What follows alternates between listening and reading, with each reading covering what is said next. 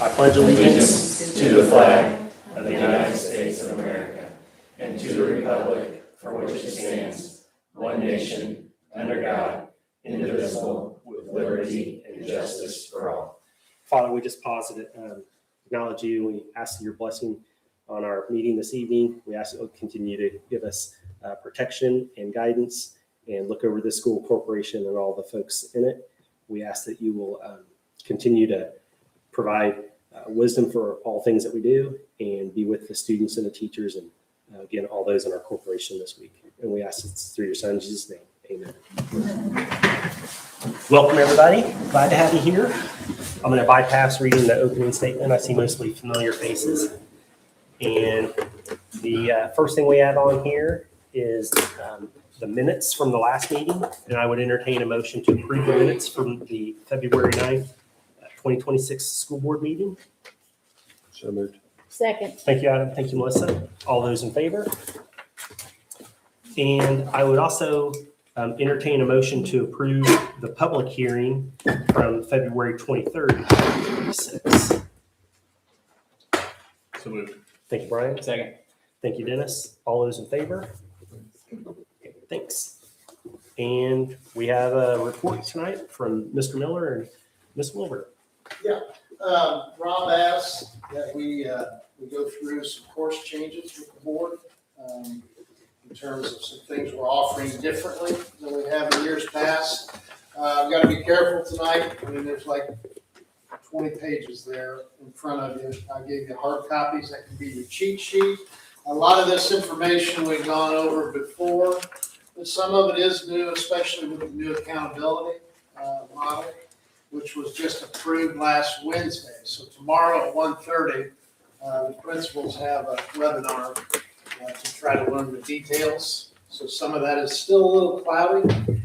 It's been on the horizon for over a year, but there were some things that changed last week that got voted in. So try to go through that as best I can without taking up all of our time because we got some important things tonight. So first of all, if you think back the last 3 years, there have been really four things. You can kind of think about them as walls or pillars that have dictated some changes with our diplomas and graduation classes. 3 out of the 4, in my opinion, are pretty well connected and make some sense. The fourth thing that's kind of holding up the structure is still a little, it needs reinforced a little bit. So we'll kind of go through that and explain, some of the things that have changed what we do. All right, the Indiana Common Core, College Core, If you want to click to that slide, it'll be reviewed for everybody. If you want to blow that up, I don't know if you can or not. But you've seen this before. About 4 years ago, we started exploring options for Western Boone to try to incorporate the Indiana College Core. That's 30 credit hours that transfer into any state institution. And along with that, we kind of made some modifications to our course offerings. Now, I will say this: I've got a school counselor, Tara Query, who really took ownership of this and really helped a lot in terms of what we could do and what we could offer. But you've all seen this before. Some of the things that were new the last few years because of this is Ivy Tech Speech, Com 101, Ivy Tech Econ. Dual credit econ. So those are some different classes within the Indiana College Core that have developed the last few years. So that's kind of one piece of the puzzle. The second piece of the puzzle is the new diploma. And we'll kind of review that real fast because about a year ago I presented this whole thing in a separate presentation. But if you remember right, we took you through the changes with the new diploma.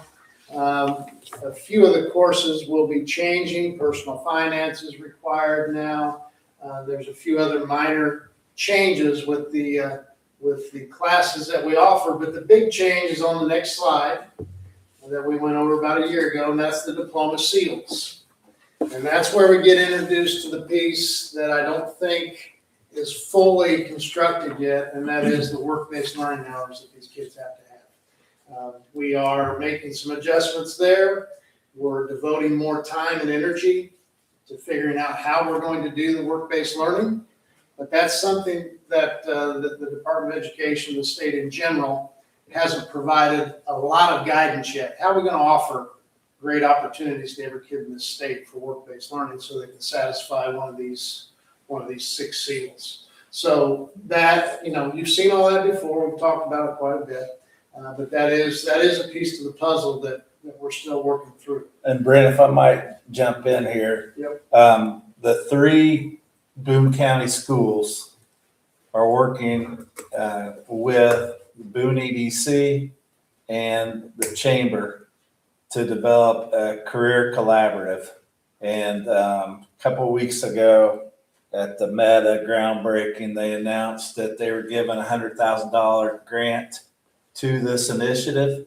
So Boone EDC is going to hire an individual to coordinate within the county. So like Brent said, it's still a work in progress, but it is very good that we have collaboration between the 3 schools, but let somebody that's leading the business and industry as well. So it's been kind of exciting to see where that goes. So. Sure.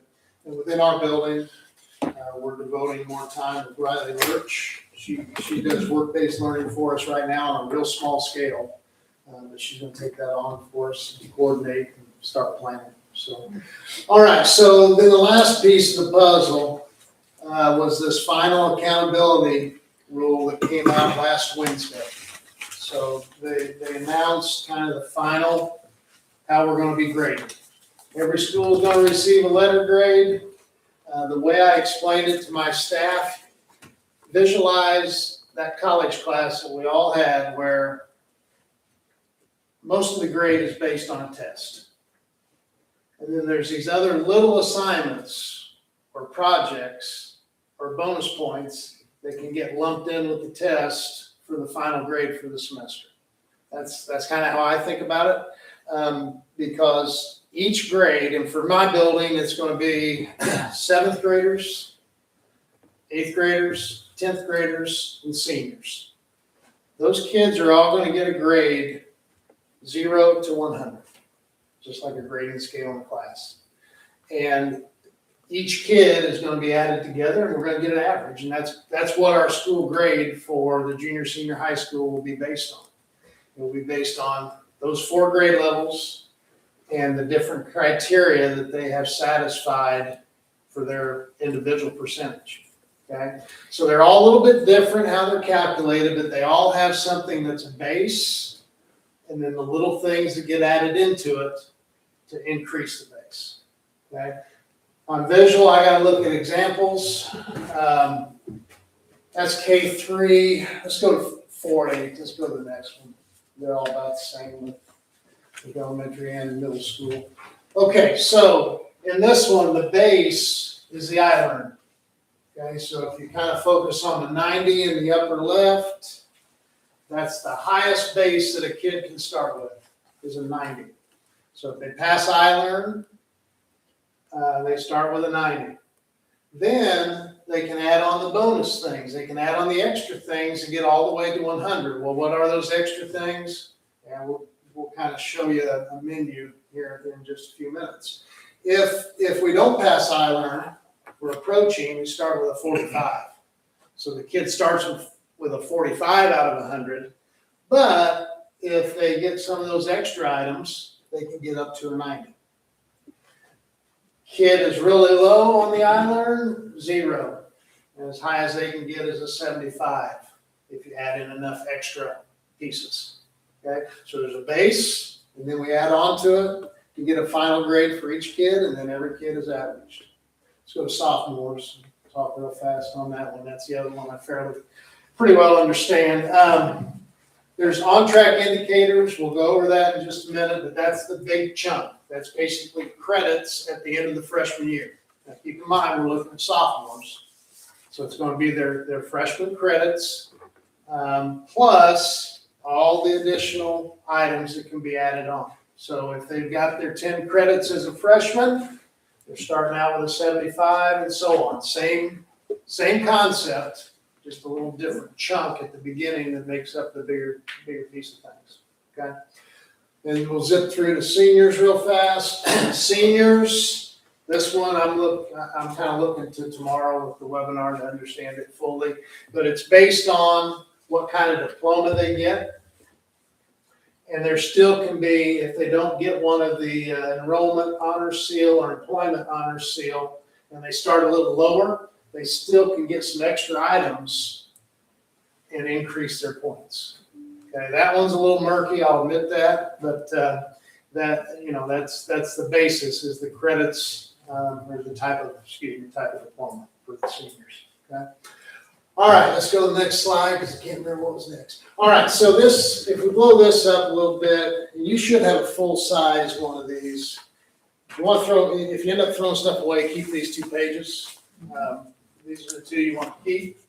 If we scroll down to 7th. And real quick, if you look at grades 4 and 8, and at the top it was, so this does affect elementaries as well when we talk about the A to F grade that each of the buildings will receive. So, sorry, Brent, just wanted to make sure that you could see that too. So Brent's going through this, kind of leading up why he's making some changes. So. Yeah,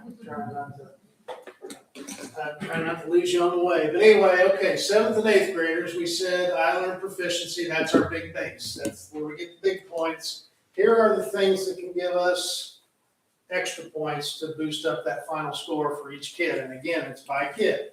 So 1 year of academic progress based on I-Learn. Again, I-Learn is a big part of things. Acceleration of academic progress, more than 1 year of academic progress based on I-Learn. And then excellence based on I-Learn. So we can score points still based on growth. That's how I take this. I'll learn more about it tomorrow. I think this is going to be based on growth. Regular school attendance, this is going to be on each one of mine from I think it may be on everybody's, even the elementary, but regular school attendance, if they're here 170 days, they're going to score a point here. If they're not here 170 days, they don't get that point. So that's kind of what, it works well with our new attendance policy. Wasn't really by accident, but it kind of was. I mean, 10 days is our limit. So that aligns with what will count for us. If a kid goes over 10, they won't count. They won't get a point there. High school level coursework calculated in 8th grade. And I skipped this one, 7th grade. Regular school attendance completing a graduation plan. This is new. This wasn't a part of things before Christmas. This is new. It did read just like this. High school credit for 7th graders. So there were a lot of schools in the state of Indiana, and we moved a couple classes to 8th grade to try to satisfy this criteria. But there were a lot of schools in the state of Indiana that started moving things to 7th grade to try to make sure they could score their points here. And then I think it was a wise move. We kind of already do this. It's just a matter of documenting this piece of it. So they took the high school portion out of the 7th grade, which I like, put it in 8th grade. So we will score points for each kid if they have 2 high school credits. We already do that quite a bit, not quite a bit, but a decent amount. We got a plan for next year and the following years that pretty much every 8th grader will end up with 2 high school credits. And then WIDA can also be a factor there. So, all right, if we go down, let's see, I'm going to try to get through this. We probably ought to just kind of look at these a little bit at a time. Here's your on-track indicator we talked about. So they're going to look at the sophomore cohort. They're going to look at sophomores. And they're going to look back at 9th grade and see if they have 10 credits. And they have to be in the right areas. Okay. My question tomorrow that I want to listen for is, when does the freshman year end? I don't know that anybody's answered that. Does summer count for us if they didn't quite get here? Can we give them a few summer classes to pull them through and score their point? We can even graduate kids up through the end of September and still count with their cohort. So we're gonna count up through September to do credit recovery and be able to count this. I don't know that those questions have been answered, at least I haven't seen it in print yet. So, all right, so that's the big chunk. These are all the little things where we can move up a spot on the grid, okay? College and career coursework for a freshman and sophomore, that's few and far between, but there are a few exceptions, just there's not much there for a freshman and sophomore. CTE coursework, there are some schools that are pushing CTE programs into the sophomore year. Proficiency on biology, ECA, that's something, yeah, every kid's gonna take biology ECA, either their freshman or sophomore year. PSAT benchmark, every kid's gonna take the PSAT as a sophomore. School attendance, same as the last group, and then WIDA. So that's where the sophomore cohort's gonna get graded, that's gonna be the factors for them. And then we scroll on down to the seniors. Again, it's based on the diploma type. And then these are the bonus point factors for the seniors, okay? We gotta do a little work on figuring this out. That's something that's relatively new to the process. There is a U.S. government ECA, not every kid takes it. And we're gonna work and get that figured out, make a plan for that. But a credential of value, work-based learning, regular attendance, benchmark on the ACT. So that those are the ways they score the bonus points as seniors. All right, so we keep moving on. All right, so this was new information to me that came out last week. There's going to be a baseline, which is this year. They're going to call this year the 0 year. I don't remember setting a year that we had a baseline the other times we've been through this process, and that's happened. I think this is the 3rd or 4th time since I've been an administrator that we've changed how we do our accountability, but they are going to have a 0 year. And if you click to the next slide, they're going to have a sliding scale. So in the 0 year, an 85 gets you an A, a 75 gets you a B, and they're eventually transitioning to a regular 90, 80, 70, 60 grading scale. It kind of explains it down below. 25% of schools are an A, they're going to bump it up, and the next 25% are an A.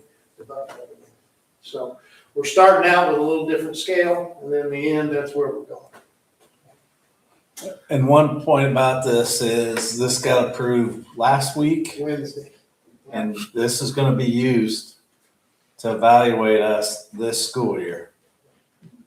So wrap your mind around that. So Well, at least to me, I don't know about Well, you, yeah. Rob, but at least to me, this was news. I didn't. it was new, yeah. Yeah, I didn't know they were doing that. It's a legit score, 8F this year. Yeah. Even though it's 0 year. Yeah. I think these guys know more about it than I do. It's tied to federal funding. We gotta have a letter grades to Yeah. get our federal funding. So that's why we have to do it this year. Okay, so this is what we were getting to. This is kind of the main point of the whole presentation. Changes with us that we've done. So what we did, we just made a list of changes, and then put kind of which part of it caused the change. 9th grade PE will now be offered in 8th grade. So starting next year, the 8th graders are going to take 9th grade standards and get their 2 credits of PE. That will satisfy that part of it for the 10th grade cohort. Personal finance is now required. We've always offered, at least as far back as I can remember, we've offered personal finance, but it hasn't always been required. That's part of the new diploma that was adopted for this year's freshman class. We got to have one communication-focused course. This is what we offer that satisfies that category. So there's no new classes there, but there's going to be more kids trying to fit into those classes. That's a new diploma requirement, and that's part of the ICC. Computing Foundations for a Digital Age, that's a brand new class. That's based on the new diploma. So this year's freshmen have to have that class before they graduate. More time and resources towards work-based learning. New diploma seals, a new accountability model. We gotta get the work-based learning piece figured out. And then Econ Honors offered for the first time. So we started, Lauren, was it last year was our first year we did that? No, this This year was? year. Yeah, that's a terrible. Yeah, okay. This year's first year, but they do get Ivy Tech dual credit for doing some extra work in the econ class. There's like 3 or 4 extra assignments that are college level assignments that a kid can do within the econ class and get their dual credit. So these are the changes, 5 or 6 of them there that we changed as a result of either the new diploma, the ICC, or the new accountability, along with the work-based learning that's still kind of, we got to figure it out. So thank you to Lauren. She put a lot of this together in terms of the slides, but that's the info. I can put that on the shelf. It can be a cheat sheet for you. Questions, though, there's probably a few, I'm sure. So one of the ones that Brian, and the computing class and the personal finance class, who can teach those besides traditional like business license? Yeah, the math teachers can teach personal finance. The computing class, I think that had to be a business, didn't it? Or some like experience in Yeah, or workplace experience in that, yeah. the computer science. So that's gonna bump into the business department. It's gonna bump personal finance into the math department. Now, the computing class, so that's is that I didn't pay attention, Rob, is that a required class? Yes. So everybody that goes through there, Everybody that's a current freshman, by the time they graduate, will have to take it.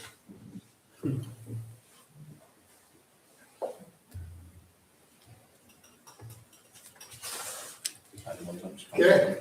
So I appreciate Brent and Lauren and Tara and Jamie and everybody's work on this. Scheduling started when we came back from Christmas break.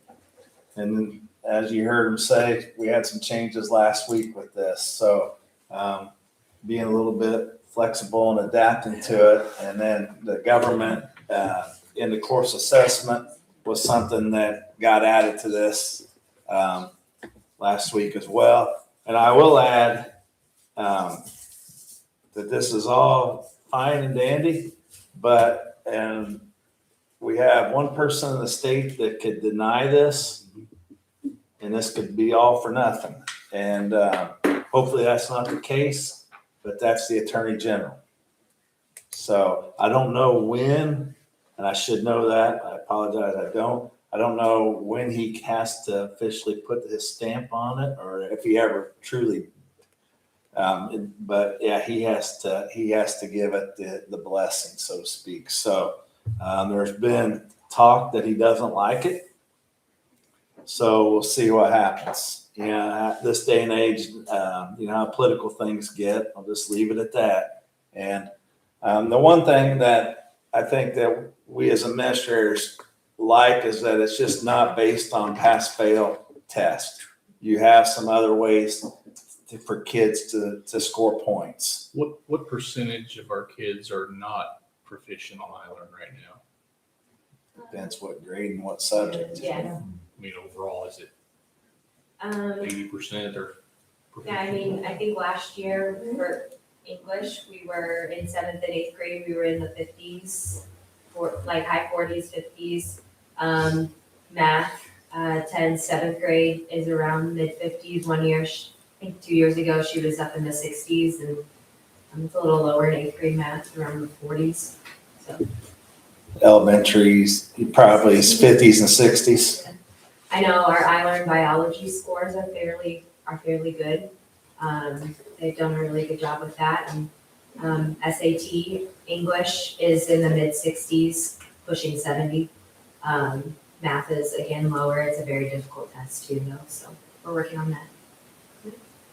It's a good question, huh? So that all factors in then, and that's why those additional points are key here. And attendance is still something as well that we struggle with parents understanding. Indiana code sets what attendance and chronic absenteeism and so, yeah, not me, not you as a board. Yeah, we have our board policy, but our board policy is following, the Indiana code. So, it's something that's going to take a few years for people to understand that your kids need to be at school. And we get that the sickness and that type of thing happens. We try to use some common sense, but when you start getting into 20 to 30% missing, you have to be here to learn and be effective. And that's a lifelong work ethic then and eventually too. So it's a lot of work, and it's a lot being thrown at the principals, all three building principals. There's some things with math that are changing, and we're trying to stay on top of it. So appreciate the presentation and you're putting that together, Mr. Miller. And as far as the school grade goes, is that a corporate wide grade, or is it junior, senior high has a grade and each elementary has a grade? Or is that, It's been both. Yeah. They'll take each building again, and they'll take all that and average it into one for us.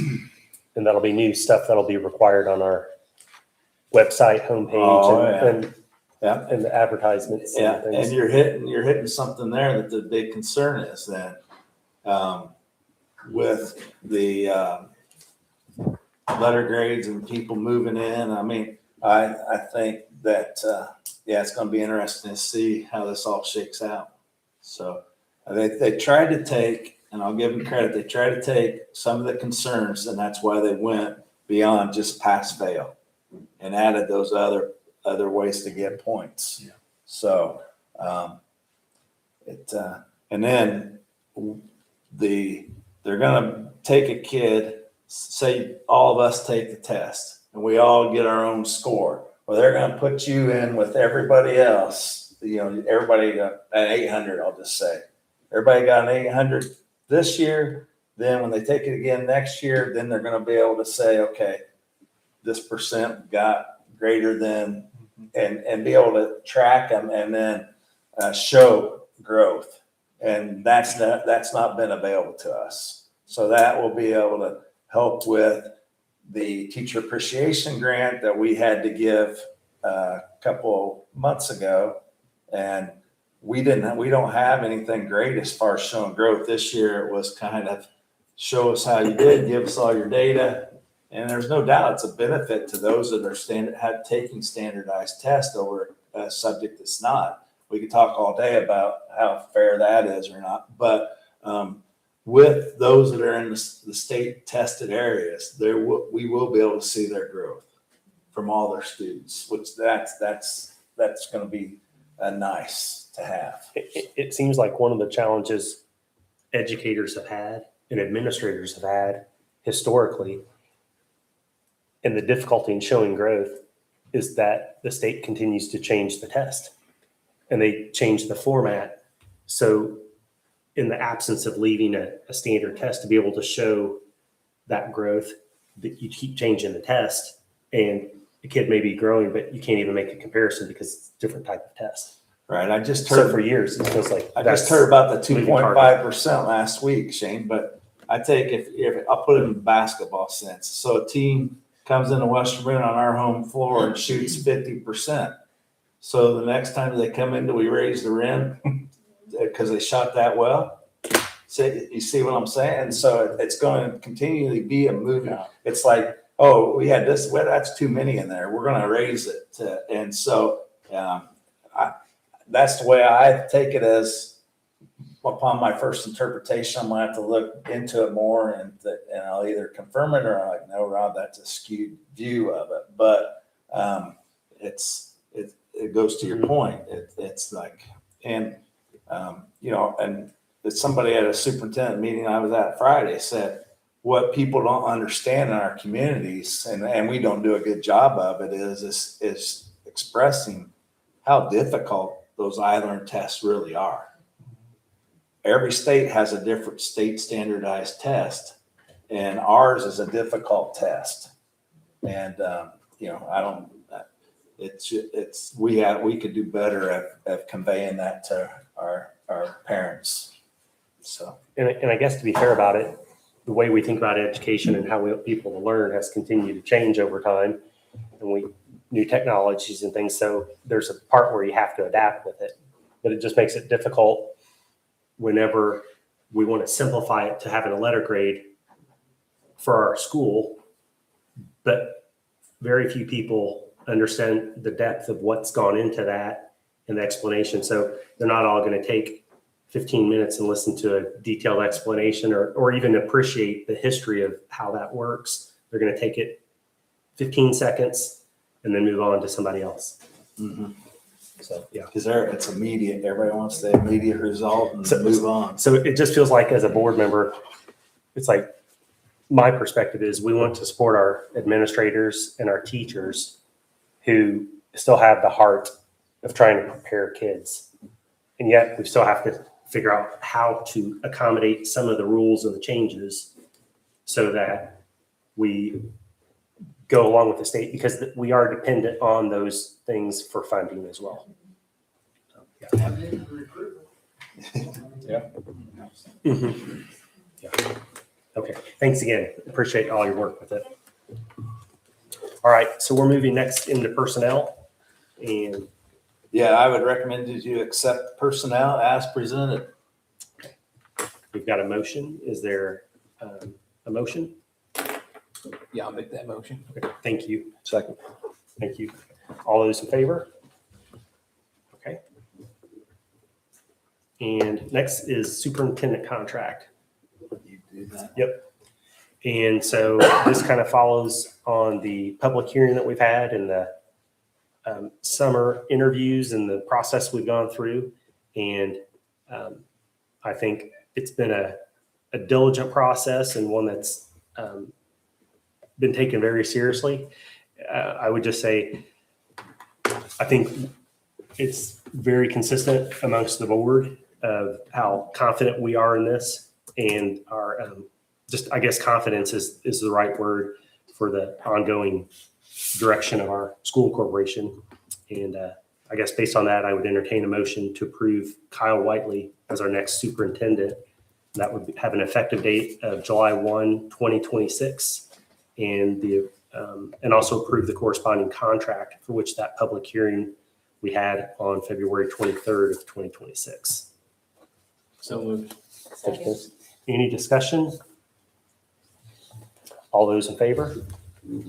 Great. I'll just say Kyle's commitment to this community is off the charts. The growth I've seen with him is unbelievable. Keep up the good work, and we're proud to have you as our next superintendent.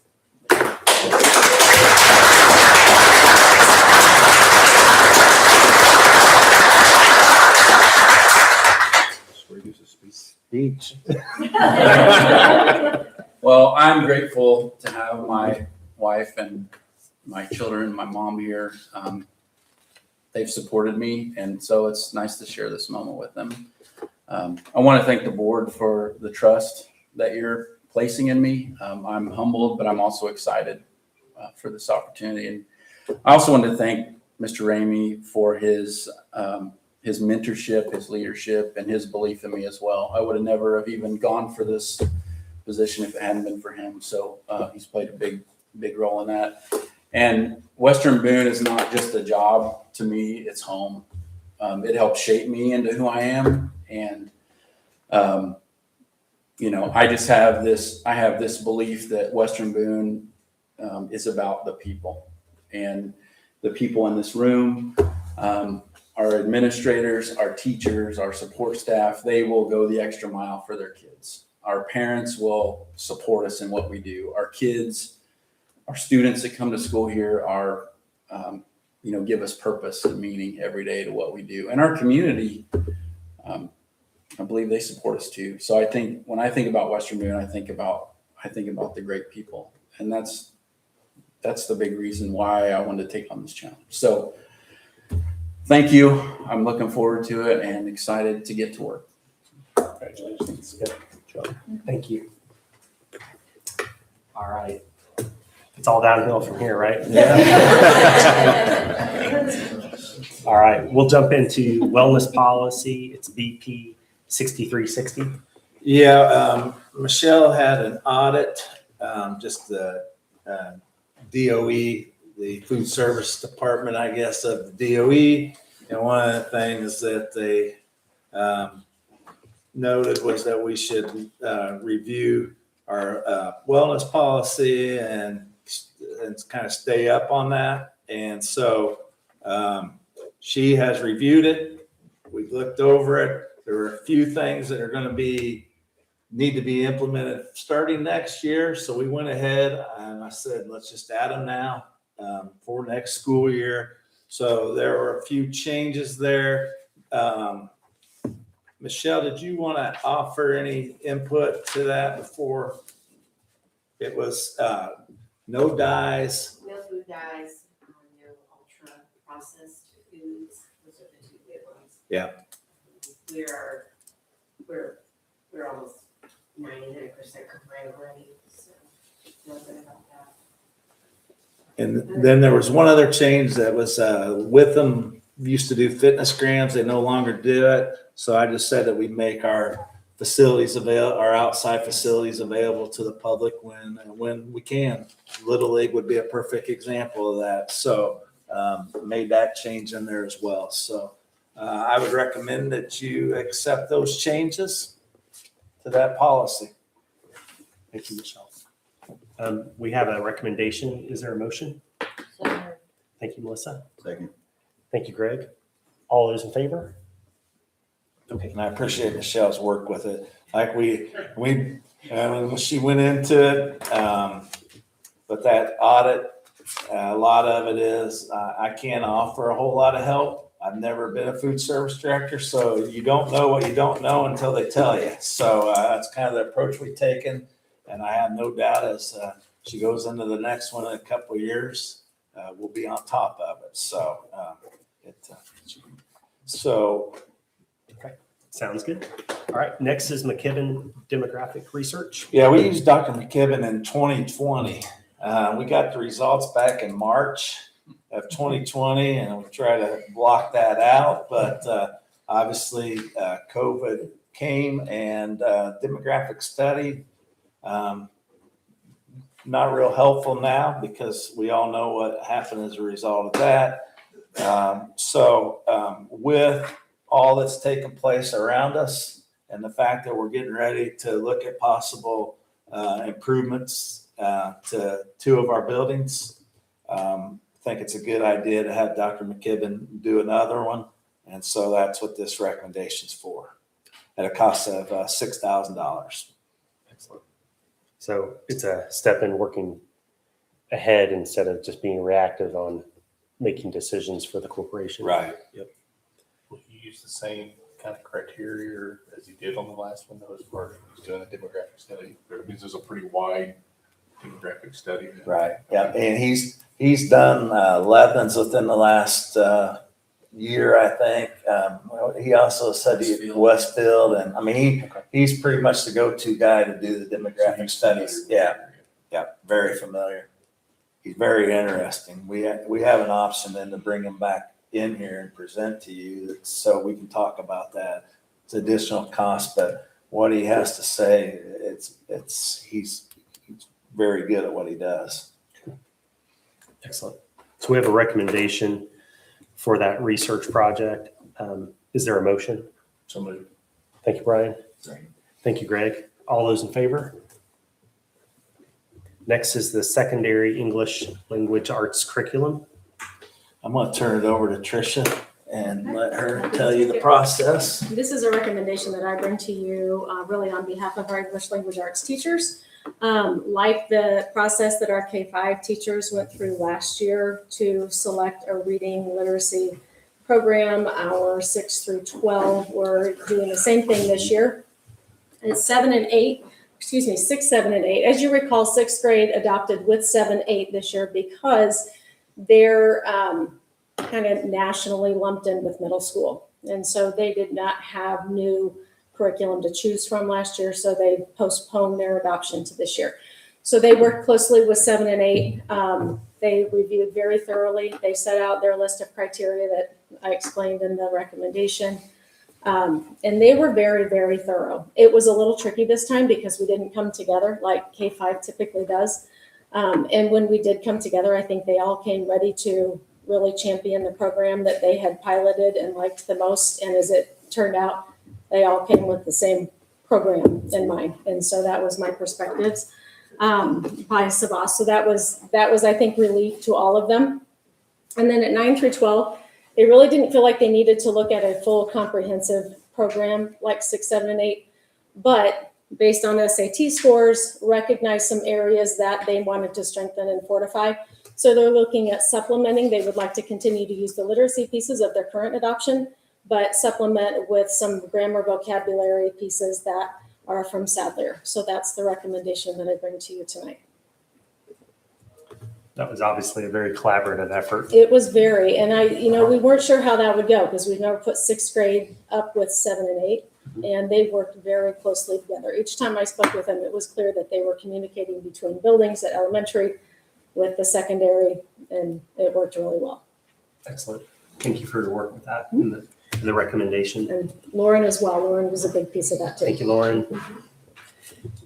So we do have a recommendation that the board approve the secondary English language arts curriculum for the period of July 1, 2026, all the way through June 30th, 2032. Is there a motion? So moved. Thank you, Greg. Second. Thank you, Brian. Any questions? All those in favor? Thank you. Next is the surplus items. Yes, after the renovation work we had done in the auditorium this past summer, Matt Foxworthy was cleaning up the auditorium and provided a list of items that we just no longer need. And so he's aware of another school district that may be able to use them. So we're going to entertain, see if we can maybe sell that equipment. If not, we will just go ahead and recycle or salvage it. But that's the backstory behind that list you have in front of you. Excellent. Thank you. We have a recommendation for those surplus items to be declared as surplus. Is there a motion? So moved. Thank you, Melissa. Second. Thank you, Adam. All those in favor? Okay, thank you. Next are the summer youth camps.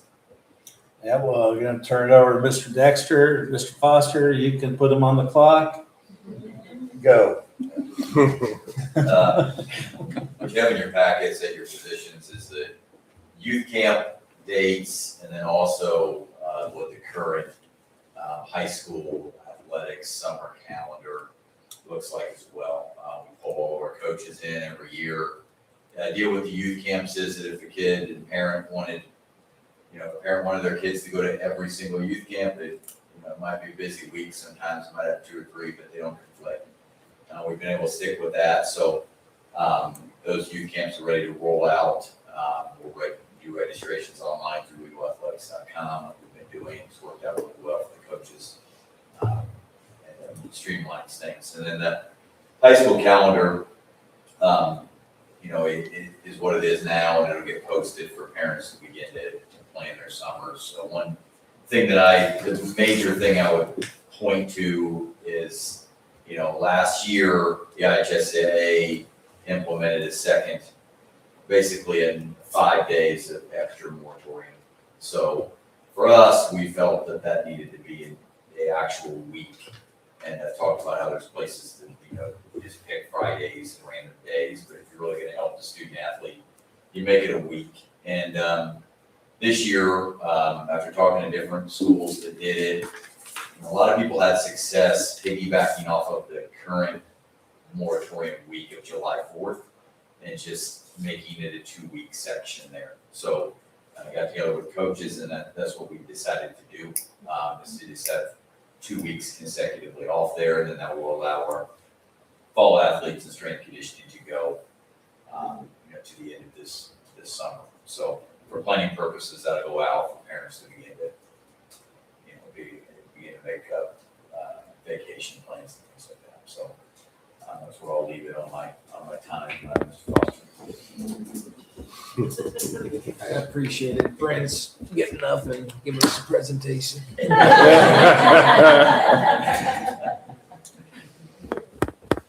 And the only other thing I'll throw in, just from sitting in on the coach meet, it's also really convenient for the parents in the community or folks that want to go to camps. It's almost all online registration now. So instead of the ways that was done in the past where bringing in checks and doing some of that, it's a very convenient sign up process for the families. That's been a nice upgrade for them. Thank you, Jeremy. So we've got a recommendation to approve the 2026 youth summer camp dates. Is there a motion? So Thank you, Phil. We have a second? Second. Thank you, Greg. All those in favor? Thanks.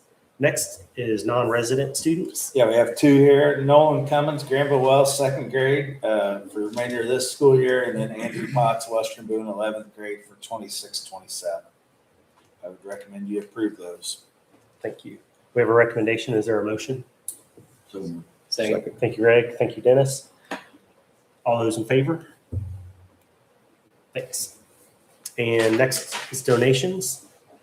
Yes, Granville Wells received a donation of $499 from FOE Boone Area Ladies Auxiliary. Thorntown received a donation of $500 from the Master Gardeners of Boone County. Thorntown received a donation of $499 from the FOE Boone Area Ladies Auxiliary. Western Boone Baseball received an anonymous donation of $100, and Western Boone Care Closet received an anonymous donation of $100. I would recommend you approve each of those, and we appreciate the support of the community with those donations. Absolutely. So we have a recommendation. Is there a motion to approve? Move. Second. Thank you, Melissa. Thank you, Adam. All those in favor? Thanks. Next are the out-of-state and overnight field trips. Yeah, I have 3 here for FFA and 1 for DECA. So Amanda Trent, FFA to Juliet Junior College Livestock Invitational, April 3rd to April 4th. FFA to Lincoln Land Livestock Invitational in Newtown, Illinois, April 9th to April 11th. FFA to Murray State, Kentucky Livestock Judging Invitational, April 24th to April 25th. And then Jeremiah Crouch, DECA to Atlanta, Georgia for the international competition, April 24th to April 28th. And I will mention, I saw that the junior team of the livestock first place last weekend. I forget right now. Yeah, I forget which contest it was. And then Mr. Crouch, DECA was something you all approved for this school year. And we had success at the state competition. Mr. Miller, was it 4 students? Yeah, we had a junior team and, there's like about 10 students total. 4 of our high school kids and then Alex Crockett won. He won his entrepreneurship contest. So that's great to They see. qualified to go to they call it internationals. I guess people from all over the country cover this thing. It's the next step after you qualify in the state. So for the first time down at the state competition, advanced to international is something to be proud of for that group. So, and then we're going to ask them to come in at the next board meeting and talk about the experience. So That's excellent. I would recommend you approve each of those out-of-state field trips, overnight out-of-state.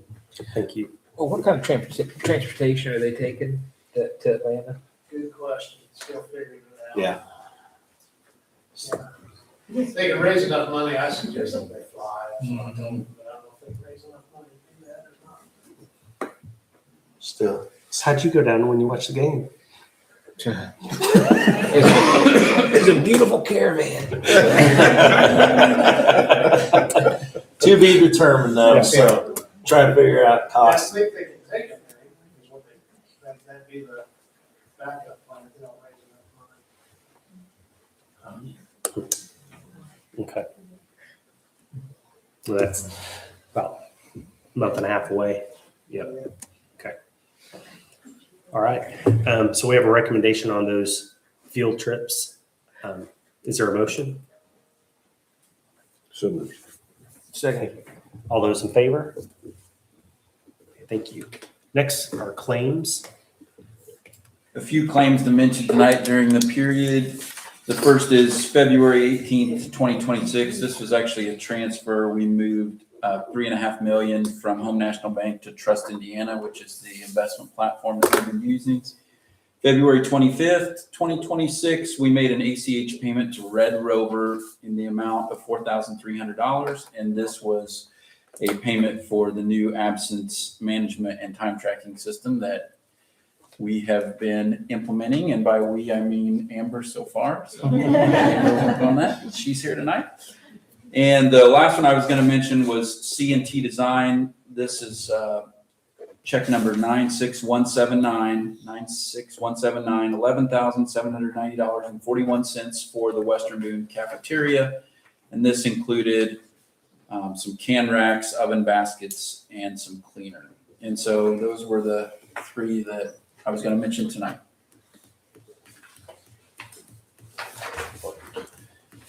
Thank you.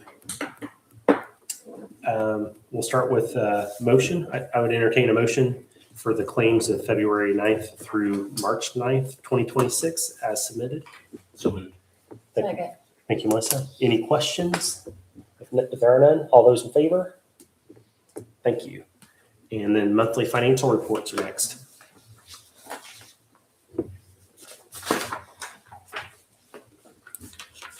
As of February 28, 2026, the education fund cash balance was $5,440,046.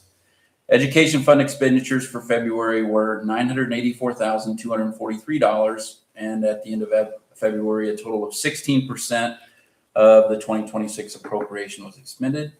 At the end of February, operation fund cash balance was $3,519,000. Expenditures for February out of the ops fund was $441,640, and a total of 15% of the operations fund appropriation was expended.